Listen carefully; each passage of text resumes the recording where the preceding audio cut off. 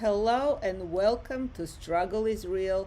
I'm Victoria, and every Sunday at 5:30 p.m. Eastern Standard Time, I sit down to write for just 10 minutes, and I swear I thought I was live, but apparently I never clicked live button. That's why I'm late by 6 minutes. And yeah, this is the space. I'm trying to explain this in minimum words for someone who is new here. Okay, let's say you're a writer. Let's say you have a deadline. And depending on what kind of person you are, a lot of people like myself, let me speak about myself, when there's a deadline, sometimes the brain just does not want to work on that specific deadline because there's so many, especially today, there's so many distractions. And distractions. And destructions too, like to be honest, there's both of them, plenty. So there's something called writer's block, and it can apply not just to creative writers but also to non-fictional writers, essays, dissertation writers, PhD candidates. I think that's the same. People who are trying to fill out the job application, that's one of my favorite, the most difficult things to do. Obviously not favorite, just joking. So for that reason, I decided that 10 minutes is going to be minimum, and small achievable goal that I can give to myself, at the same time give it to others, whoever might need it out there, and allow to create this experiment. What will happen if I do this every Sunday at the same time, and just experiment with it and see where it goes, if I make sense now.